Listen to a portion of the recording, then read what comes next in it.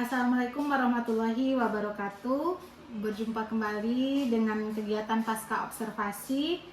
Nah, pada kegiatan ini izinkan saya untuk memperkenalkan diri. Perkenalkan, nama saya Fani Novitasari, calon guru penggerak angkatan 9 Kabupaten Kampar, Provinsi Riau. Nah, di sini saya tidak sendiri ya, saya ditemani oleh rekan saya yaitu Ibu Renta Dwi Ananda. Beliau merupakan guru ilmu pengetahuan alam dan sosial di SMK Negeri 1 13 Kota Kampar. Nah, beliau adalah guru yang telah saya observasi dalam kegiatan supervisi akademik. Oke Bu, Assalamualaikum warahmatullahi wabarakatuh Ibu Renta. Waalaikumsalam Ibu Fani. Apa kabar Bu? Alhamdulillah sehat. Ibu bagaimana? Alhamdulillah baik juga nih Bu. Nah, pada kegiatan ini Bu, namanya adalah kegiatan pasca observasi ya Bu. Nah Bu, jadi dalam kegiatan pasca observasi ini ada beberapa pertanyaan yang nanti akan saya tanyakan kepada Ibu terkait dari hasil observasi yang telah saya lakukan di kelas Ibu tadi. Nah, dengan tujuan apa? Tujuannya adalah untuk mengevaluasi proses pembelajaran yang telah Ibu lakukan pada kegiatan observasi di kelas Ibu tadi. Nah, pertanyaan pertama nih Bu. Bagaimana sih perasaan Ibu dari hasil kegiatan atau dalam proses pembelajaran tadi? Bagaimana perasaan Ibu dari proses pembelajaran yang Ibu rasakan tadi, Bu? Oke, baiklah Bu. Pada proses pembelajaran tadi di awal-awal saya merasa tegang ya Bu, atau agak grogi gitu di awal. Grogi ya, Bu? Karena biasanya saya ngajar tuh tidak ada orang lain selain saya dan peserta didik. Ini kan tadi ada Ibu di dalam mengapakan saya kan, menilai saya. Tadi berdasarkan dengan saya berjalannya waktu, rasa tegang tadi dan grogi tadi akhirnya hilang dan saya sudah mulai santai dalam mengajar Bu. Oke, alhamdulillah ya Bu, secara keseluruhan berarti berjalan dengan lancar seperti itu ya Bu. Oke, saya bertanya nih lagi Bu kepada Ibu, bisa nggak Ibu ceritakan kembali area pengembangan kompetensi yang Ibu kembangkan pada saat proses pembelajaran dan langkah-langkah atau tahapan apa saja sih yang Ibu lakukan pada proses pembelajaran tadi? Oke, baiklah Bu, proses pengembangan kompetensi yang saya lakukan ada dua tadi tuh Bu. Yang pertama pengetahuan dan yang kedua keterampilan. Untuk penilaian kompetensi pengetahuan, saya meminta peserta didik untuk memahami interaksi antar komponen yang ada di makhluk hidup.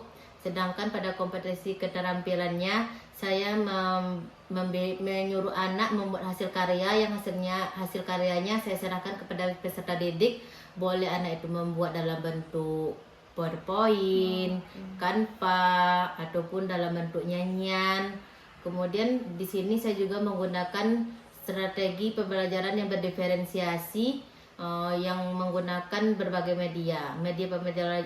media pembelajaran yang saya gunakan yaitu PBL, dan kemudian saya juga mengembangkan modul ajar yang berisi PowerPoint, video. Penerapan PBL ini ada 5 sintak ya Bu. Yang pertama, saya mengarahkan peserta didik terhadap sebuah permasalahan. Di sana nanti peserta didik itu kemudian merumuskan masalahnya. Yang kedua yaitu mengorganisasikan peserta didik untuk berdiskusi. Yang fase yang ketiganya itu saya membimbing peserta didik secara individu dan kelompok. Dan yang keempat yaitu membuat hasil karya. Dan kelima mengevaluasinya. Oke, bagus sekali ya Bu, Ibu yang sudah Ibu lakukan ya Bu.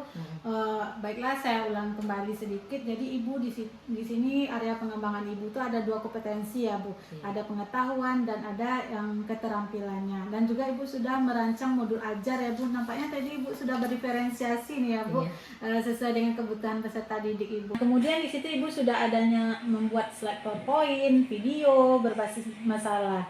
Selain itu Ibu juga menerapkan model pembelajaran PBL atau Problem Based Learning dengan beberapa langkah yang sudah Ibu terapkan, sudah terlihat jelas. Nah, kemudian Bu, pembelajaran yang Ibu lakukan tadi strateginya sangat bagus sekali ya Bu, adanya diskusi terlihat sangat jelas. Nah, saya ingin bertanya kembali nih Bu, menurut Ibu sejauh mana sih keberhasilan area pengembangan yang telah Ibu lakukan pada kegiatan proses pembelajaran tadi? Eh, Keberhasilannya mungkin dari tahap-tahapan yang telah saya laksanakan mungkin saya sudah menganggap berhasil Bu, tapi tapi namanya juga manusia ya Bu, mungkin ada beberapa kendala nanti yang ada dapat pada proses pembelajaran saya tadi. Hmm, berarti walaupun menurut kita sudah bagus ya Bu, berarti ada beberapa kendala juga yang Ibu hadapi tadi di proses pembelajaran yang Ibu lakukan. Nah, menurut Ibu apa sih kendala-kendala yang Ibu hadapi tadi pada proses pembelajaran di kelas tadi Bu? Kendala yang saya dapatkan pada proses pembelajaran di kelas tadi, yang pertama kurangnya ada beberapa peserta didik yang kurang aktif dalam proses pembelajaran Bu. Tidak semuanya ya Bu, ada beberapa. Yang kemudian kendala yang kedua itu masalah jaringan juga tadi tuh Bu, kendala saya. Kemudian laptop saya agak lama loadingnya Bu, makanya saya mendapatkan beberapa kendala. Tapi mungkin dari kendala itu tidak terlalu apa ya mungkin ya Bu. Oke, berarti ada kendala ya Bu. Iya. Jadi kendalanya itu terlihat anak tuh kurang aktif tadi ya Bu.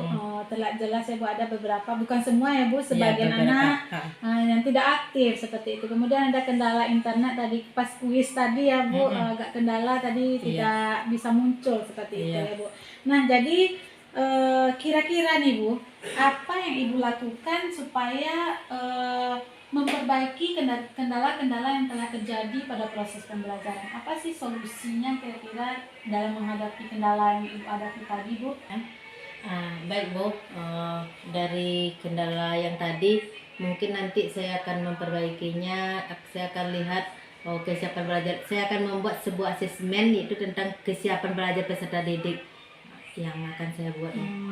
Oke, bagus sekali ya yang akan Ibu rencanakan. Artinya rencana Ibu ini Ibu akan melihat lagi kebutuhan peserta didik Ibu ya. Mungkin ada beberapa kebutuhan yang tidak terpenuhi tadi, jadi Ibu akan melakukan asesmen tentang kesiapan belajar peserta didik. Bagus sekali ya Bu, rencana Ibu ini. Nah, kapan nih rencana yang Ibu lakukan ini dalam perbaikan pembelajaran Ibu akan Ibu terapkan atau Ibu paparkan nantinya? Kapan rencananya Bu? Rencananya sih dalam waktu dekat ini saya akan membuat asesmen kesiapan pembelajaran itu Bu. Karena tidak mungkin kan Bu saya membuat lama-lama, karena proses pembelajaran akan terus berlangsung. Makanya saya dalam waktu dekat ini akan memperbaikinya Bu. Oke, bagus sekali ya Bu. Artinya dalam waktu dekat nih Ibu akan untuk memperbaiki rencana Ibu tadi ini akan Ibu terapkan ya Bu. Seperti Ibu menyiapkan asesmen kesiapan belajar peserta didik Ibu nantinya. Kira-kira Bu, dalam rencana Ibu ini solusi yang Ibu sampaikan tadi, kira-kira yang bertanggung jawab di sana siapa sih Bu? Nanti pada proses pembelajaran saya nanti saya akan membawa teman sebaya dan beberapa observer di dalam kelas itu Bu. Kemudian saya juga membutuhkan teman untuk dokumentasinya juga Bu.